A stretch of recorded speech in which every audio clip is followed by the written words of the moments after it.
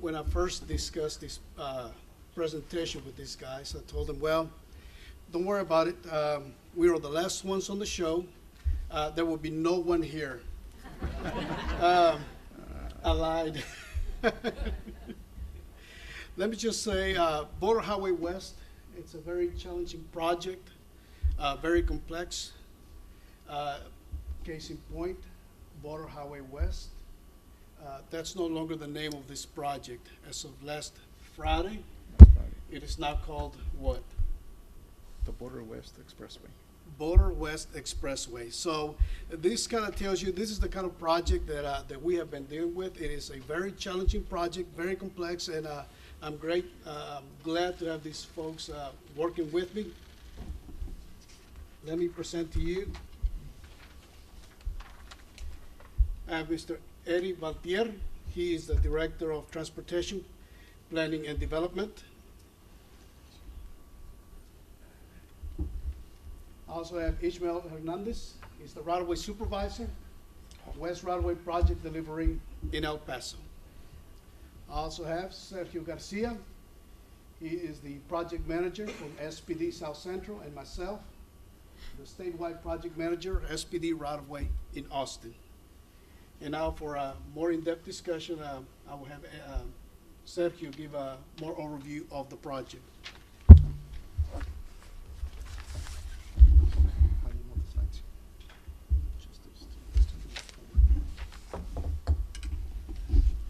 Okay, just to give you a little background on the project, this project has been in the books probably before the 1960s. But just recently, we have gone back and updated our documents, our environmental documents, and up until last couple of years, back in May 13, the Texas Transportation Commission approved the issuance of an RFQ for this project. For the design, the construction, and the comprehensive maintenance for a 5-year period with the option of extending it to 2 consecutive 5 years more. Back in June of 2013, a record of decision was issued on the EIS with no significant impact. In 2013, we issued a draft RFQ, and in December, the final RFQ to the proposers. In April of 2014, the Texas Transportation Commission approved the conditional award to Abrams Kiewit Joint Venture. And on August 22nd of this year, TxDOT executed a design-build agreement and a comprehensive maintenance agreement with the developer Abrams Kiewit.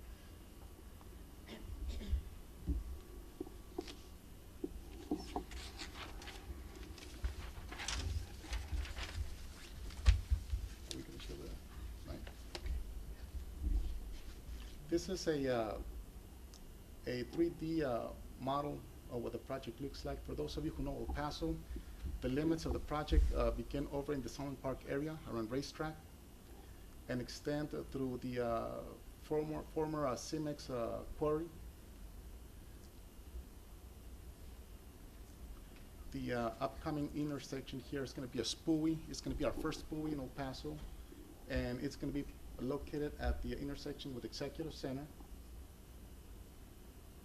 Sergio, make sure you talk into the microphone so they can hear you. Oh, I'm sorry.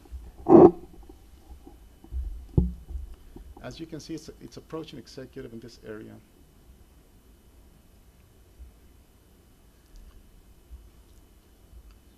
And from here, it goes on to what was formerly known as the Azarco property. Goes adjacent to a cemetery, and then it goes adjacent to I-10 for a stretch.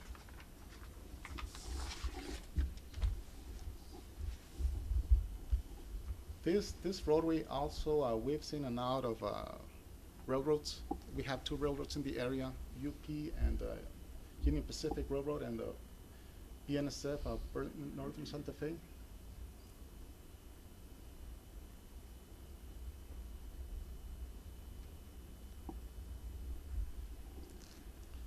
It's also adjacent to the river, the Rio Grande.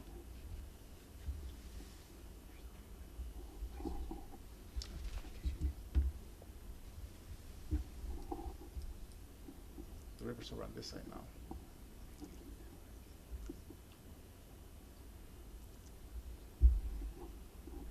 This is an existing project that's under construction right now. It's called the Spur 1966. Scheduled for completion around June of this year, this coming year. And then you can see right here the border highway crossing over US 85 Paisano and running adjacent to the Rio Grande. This is all IBWC property. And the developer will be acquiring an easement, transportation easement inside the IBWC.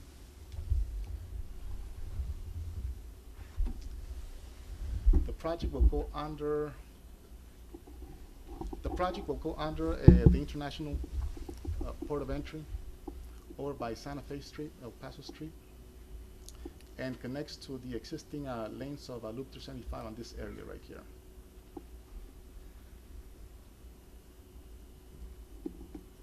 All this area will be reconstructed,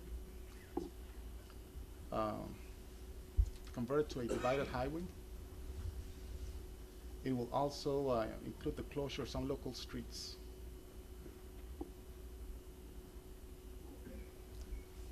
You can see the railroads right here adjacent to the project. This project also includes a brand new interchange that you see coming up right here that will connect the existing US 85 Paisano to Loop 375 on westbound and eastbound directions.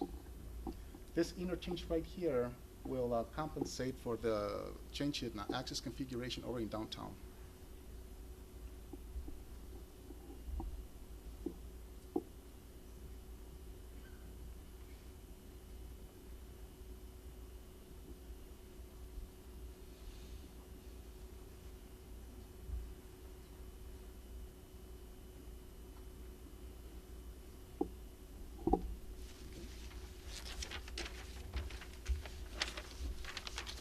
Any questions so far? No?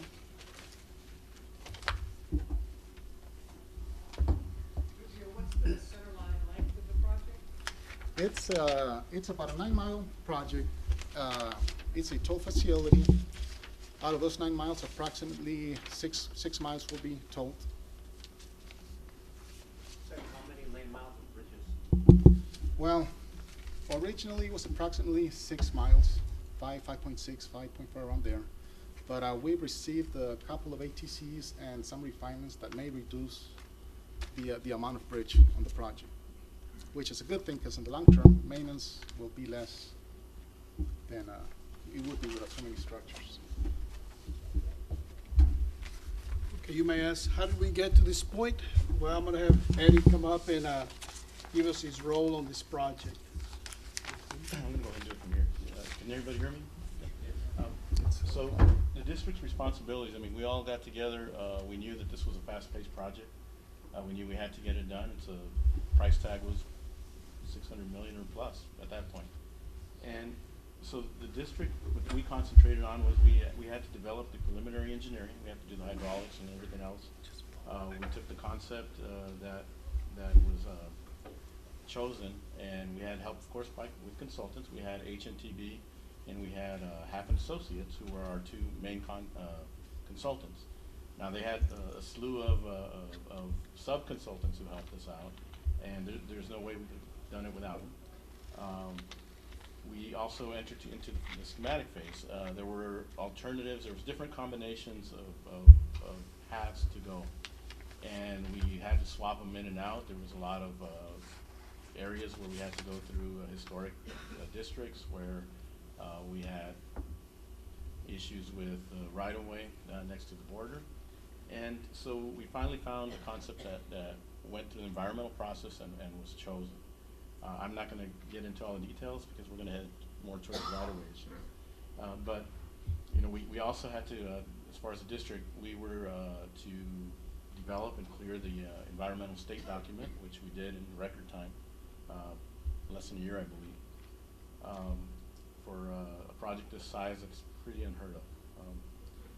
As we continued, you know, with all the design elements, we then recognized the next thing we had to do is we had to work with our friends from the consulting world again, H&T being half and associates. But then we also knew we had to work with our right-of-way division and with the SPD right-of-way group.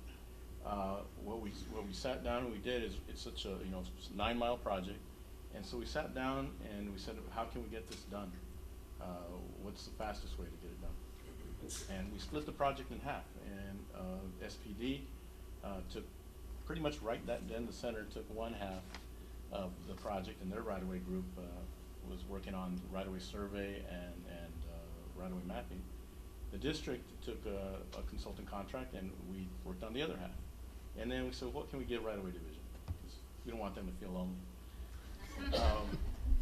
So they concentrated on some special acquisitions, CMEX property. There was some work on the Sarco. There's some McKinney wrecking property right around that 1966 area that Sergio pointed out. And you know, they concentrated on that. So between all three of us as a team, we set a target line, and we needed to get that accomplished, and we're on track to do it. The next slide you see there is closing the gap. So after you get all the history of it, El Paso is the only or the largest city right now that doesn't have a loop around it. If you look around on all your maps, you're going to find loops around every city, but El Paso, there's reason for that. Physical conditions. If you've ever been to El Paso, you have the city's bisected by Interstate 10, north and south, and it's bisected by the Franklin Mountains, east and west.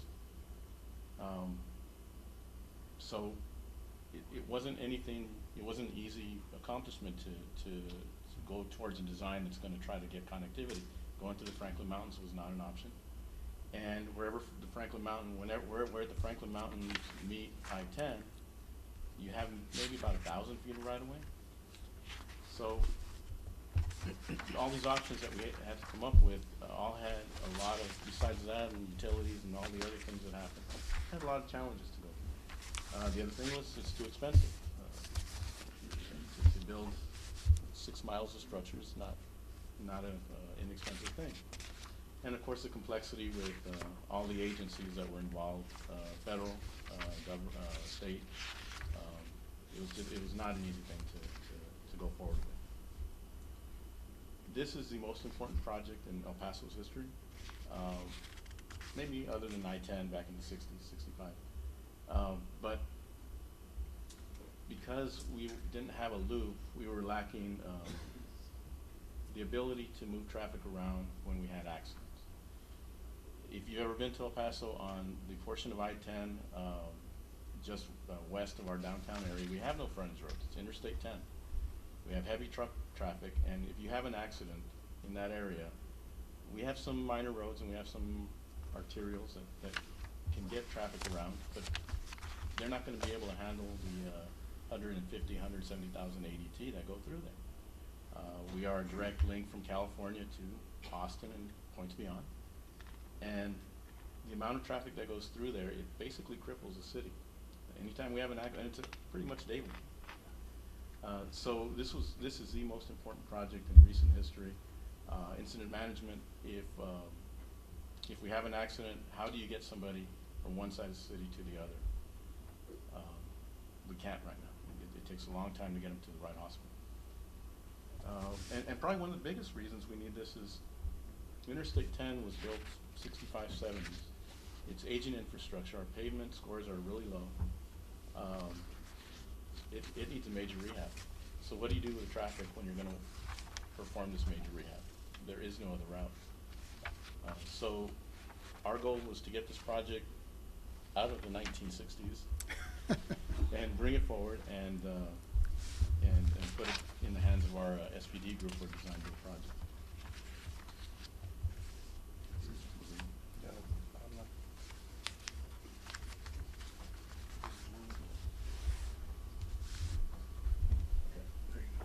So, taking a closer look to the limits there, Sergio already kind of alluded to all the elements of it. It's 4-lane toll road that the design. This was still in the district's possession at this point.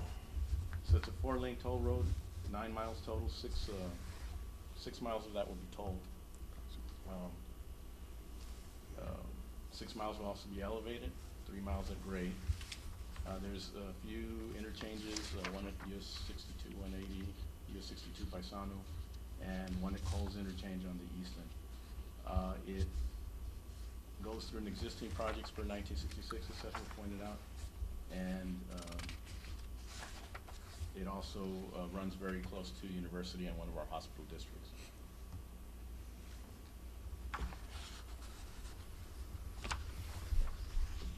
And so here's some of the project challenges. Now, when Sergio and Ismael go through the rest of it, they'll give you a little bit more detail as how things evolve and how things changed from the district handing it over and working together with the right-of-way groups. But some of the challenges that we faced, you know, Sergio mentioned the project history.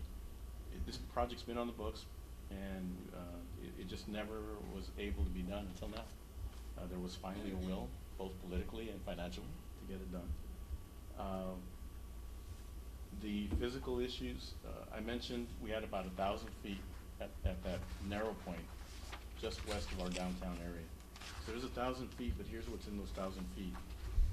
We have Interstate 10, we have US 85, we have the BNSF Class 1 Railroad, we have UPRR Class 1 Railroad, and now we're going to add to that a 4-lane toll facility. And then what are you going to be working in? You're going to be working on one side I-10, and on the other side you have International Boundary and Water Commission property, and the Rio Grande right next to that. That was one of the huge challenges. How do you get everything through that 1,000-foot area? You throw in border security, and it makes it a pretty challenging project. In addition to that, we also had some historic structures. We go right past the old Fort Bliss. I don't know if anybody's familiar with Fort Bliss. It's one of the largest Army bases here in Texas.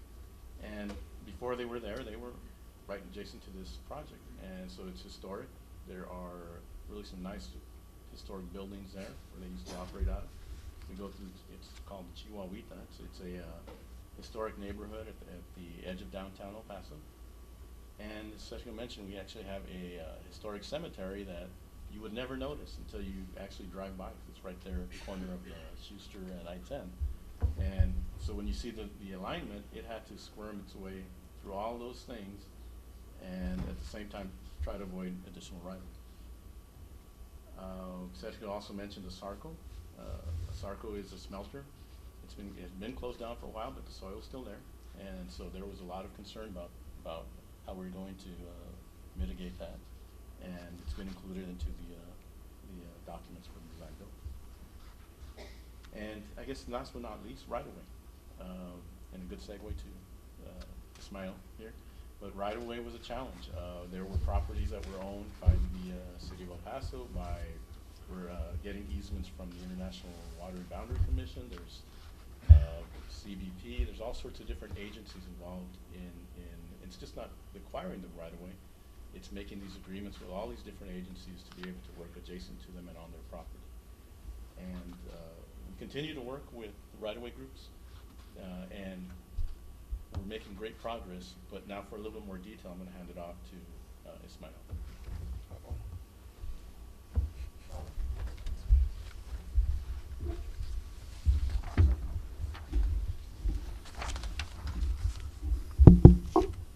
Good afternoon. I'm Ismael Hernandez with Right-of-Way Division. I'm the right-of-way supervisor for the El Paso office. Let me look to the right. There we go. As you can see, Right-of-Way Division started assisting in this project during the preliminary project development phase.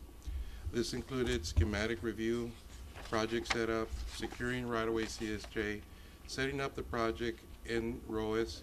This is the system that is utilized by Right-of-Way Division to track project status, generate right-of-way project-related payments, such as appraisal fees, acquisition payments, relocation payments, title company fees. The Border Highway West project, which I just found out has changed its name to, what was it? Border West Express. Border West Expressway.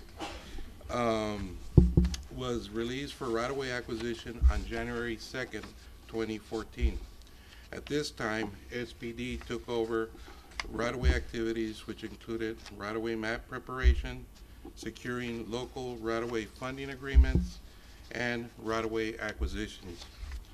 Some of the Border Highway West project was acquired with State Spur 1966 project.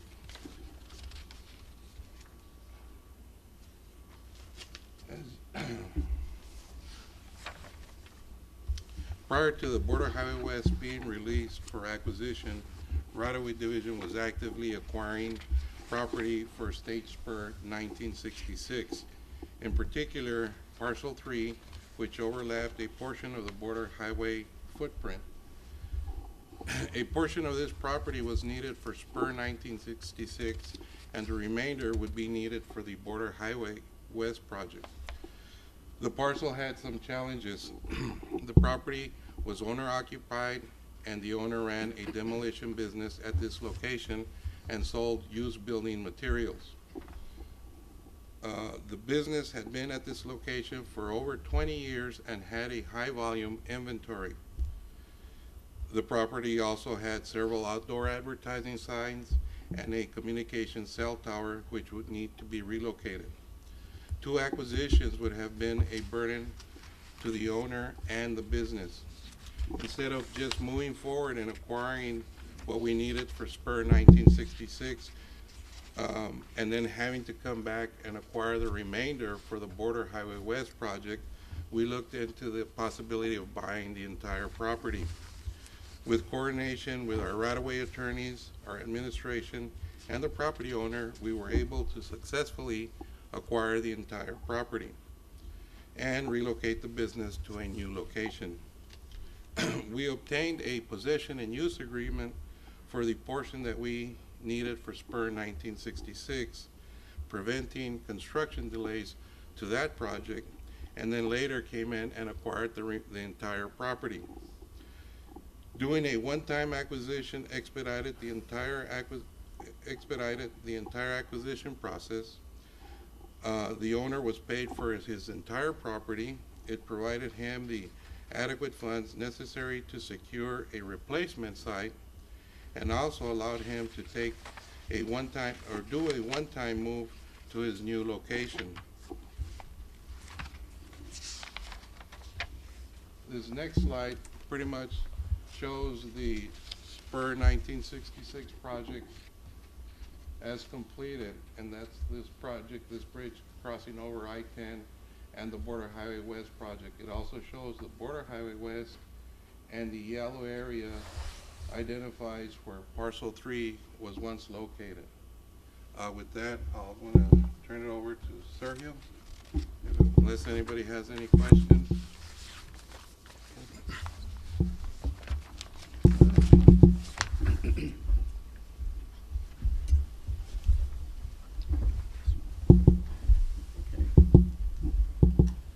During the early stages of the project, the early schematic developments and project developments, a number of stakeholders were identified along the corridor, and these stakeholders were identified based on how they were going to be impacted by the project, and also how they could impact the project as well, especially when it comes to right-of-way acquisition, schedule, and things like that. This group of stakeholders included the City of El Paso, the CRMA, or the Camino Real Regional Mobility Authority, the International Boundary and Water Commission, U.S. Customs and Border Protection, the two railroads, Union Pacific Railroad and Burlington Northern Santa Fe, the ASARCO, now it's a trustee that's doing the site remediation, and two utilities in particular, one being the El Paso Electric Company and another the El Paso Water Utilities. One thing that we did with the City of El Paso was started doing an early coordination. Of course, with the City of El Paso, we have been coordinating this project before probably the 1960s. Some of the documents that we received from the city that had to do with street vacations back in the day that were a result of the Chamizal Treaty with Mexico already identified the border highway in some of those locations. The city is a participant of the project through a, sorry about that, local participation agreement. They do contribute about 10% of the right-of-way. Now that given that they are a disadvantaged community or a disadvantaged county, that is reduced to like about 4% or 5%, somewhere on that range. Coordination with the city also included the Central Business District. The Central Business District represents all the community in downtown El Paso, like stores and commerce around the area. And we coordinated with them because this project includes the closure of some streets that today will lead you to the border highway. Right now it's an arterial type of facility that will be converted to a highway with a divide median. So we coordinated the project with them to let them know what the improvements consisted of. We also incorporated the Colts Paisano interchange that we call today to compensate for the traffic movements that were going to be impeded by the new design of the project. The coordination provided to be somewhat effective when we took the local project agreement to City Council.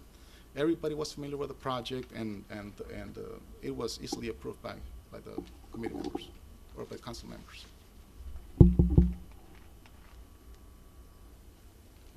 This is an example. For this project, we used a lot of renderings and drawings. This is an example of a coordination that we did with the city. Back before the 1960s, oops, excuse me. This streets right here that you see on the bottom right corner used to extend down to through the park. And back in the 1963, I believe it was, the streets were vacated, and they were vacated and left for the purpose of the project. But in the interim, they were used as the park. So now we're going back to take those streets or those parcels, and we've used drawings like this to show the city and the community what the impact of the project is going to be in the park. Being that it is a park, it's a very sensitive issue to the community. We do not want to take something away that they have today, but we want to minimize the impact. And as you can see, you have the border highway clipping the corner of the park in that area. But we will leave all the amenities that the park has and all the improvements it has today. Or at least we'll try to leave it the same or in better shape. This is another picture, another rendering. We'll have two columns inside the park, one being there and the other one on the corner over by the railroad tracks. Another partner or stakeholder is the Camino Real Regional Mobility Authority. The CRMA will be providing oversight for the toll infrastructure during construction. They will provide the system integrator and will be they will also operate the tolls. They'll be the toll operator.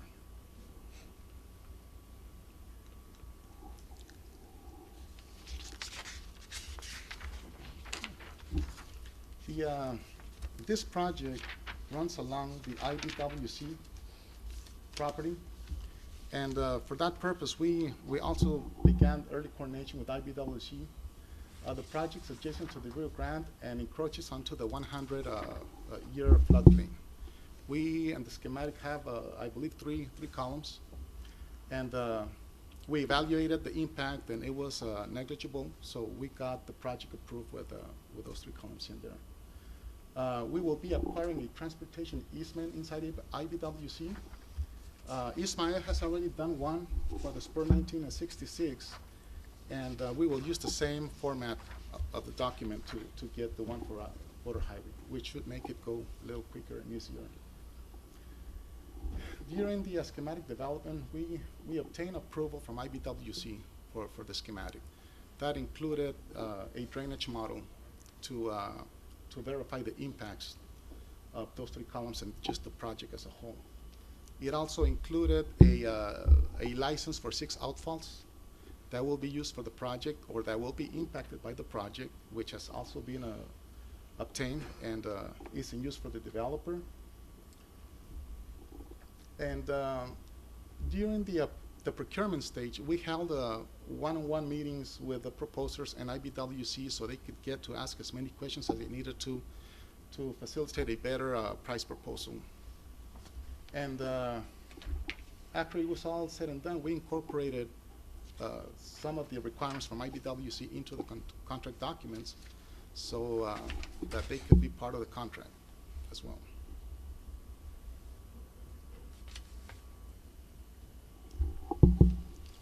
With the CBP, or Customs and Border Protection, again, just like with the other stakeholders, we started early in the project development to coordinate with them. This project will impact them because we'll have to relocate some surveillance equipment. Consists of 3 towers, 12 cameras, and 39 illumination poles from our schematic that we have right now. We will also have to relocate some of their communication utilities. So what we did when we started coordinating with them, we developed a document that we call the informal rules of engagement. This document provided with the requirements for the developers of what they would have to have in order to work around the border fence area. Those include name tags for employees, identifications for vehicles and employees, I mean, things of that sort. And again, just like with the other developers or the other stakeholders, we had one-on-one meetings and incorporated their requirements into the contract. This is just an example of some of the equipment that we may have to relocate out there. Towers with surveillance equipment. This is another type of tower, but it's full of equipment. Okay. Like we mentioned earlier, this project has 2 railroads, Union Pacific and Burlington Northern Santa Fe. The project consists of approximately 2 miles of track relocation, over 2 miles. And just like I said before, we did start our early coordination with them during the schematic development. Up until now, we have executed a formal design and construction agreements with the railroads, both with UP and BNSF. And these agreements identify the scope of work responsibilities for the developer, TxDOT, and the railroads. It identifies the right-of-way exchanges that we'll have to do. And we also advanced a 60% set of railroad relocation plans into that agreement. And that turned to be helpful because it gave the railroads some level of comfort of what we were going to be doing out there. And it also provided the developers with a good piece of information in order to provide a good cost proposal.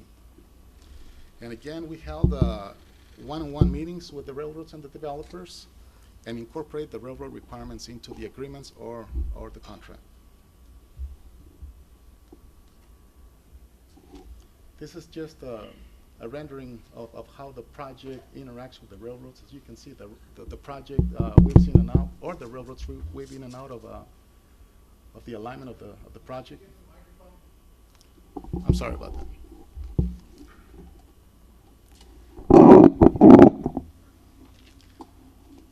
So this is just a rendering of how the project impacts the railroads, how the railroads weave in and out of the project alignment. You have UP, Union Pacific, up on the left side of the picture, and BNSF down on the bottom.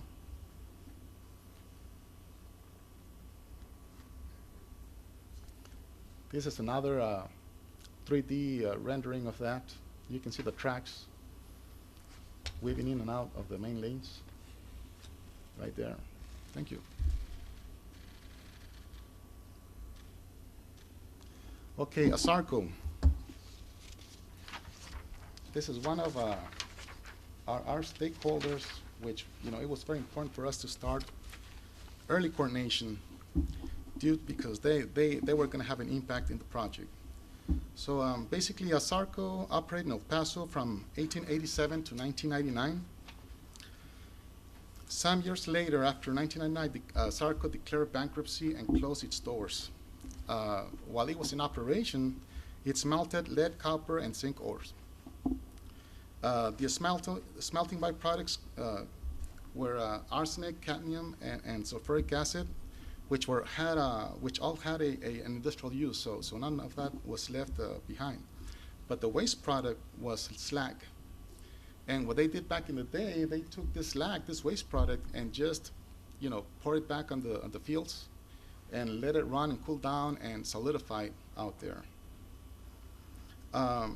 Back in, when was it, 2009, a bankruptcy court awarded the remediation of ASARCO to a trustee who is currently doing all that remediation work. And the main reason why this stakeholder was important is because the border highway will require approximately 6 acres from the ASARCO property. And the developer, it will be responsible for doing that acquisition. So currently, right now, he's working with them to try to make the remediation schedule work with his construction schedule, so that when he goes in there to acquire the right-of-way and construct the project, the trustee will be done with the remediation process.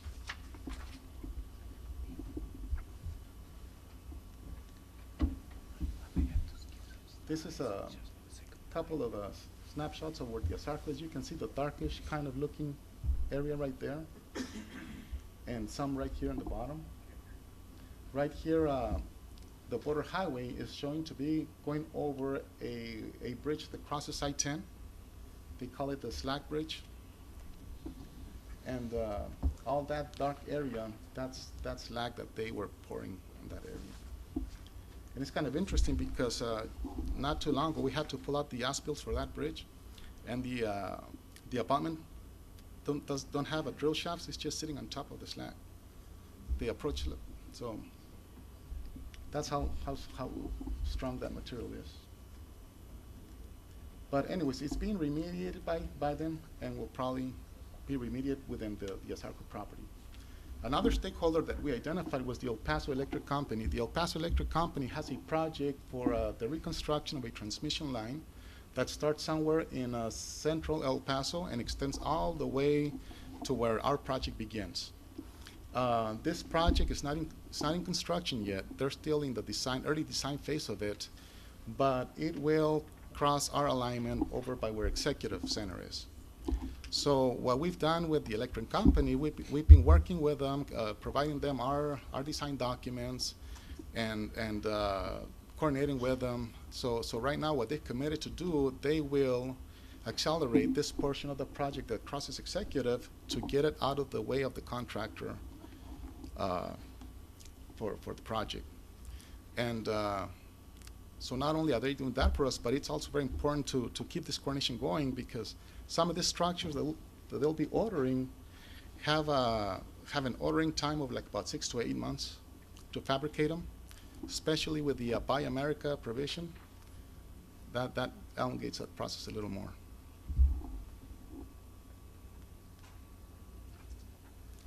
Another stakeholder is the El Paso Water Utilities. One of the restrictions of IBWC is that we are not allowed to drain directly onto the river. So we have to make use of our drainage infrastructure. At some particular locations on Border Highway, I mean, we are running so close to the border that there's no room to do anything. And IBWC will not allow us to do ponds in the floodplain. They will not allow us to do ditches or anything like that. So we had to coordinate with the El Paso Water Utilities to make use of their infrastructure. They got a pump station in the vicinity of Chihuahuita, in that constrained area. So we got with them, showed them what our problem was, and we agreed to do a study to evaluate the impacts to make sure that those pump stations could receive those additional waters. The report, the drainage report, showed that for one pump station it was too much water, but we were able to use the other one. And we have an agreement with them that we provided the developer so he can use in his design.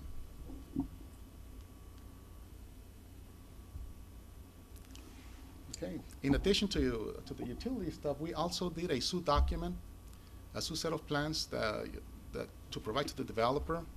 We had various utility meetings with the utilities during procurement. We share with them all our investigation, our suit documents with them, so they can take it back and provide us comments. We revise those documents to incorporate their comments, as much information as we could about their facilities, and we made that part of the documents for the contract. So with that, I conclude my part of the presentation. Any questions? All right, thank you. For the sake of time, I'm gonna, because Sheila said so, we're gonna shorten the presentation, just a little bit, not much. I'm gonna ask the panel, what do you feel it has been working up to this point? What has been the benefit to either the district or the right-of-way sections?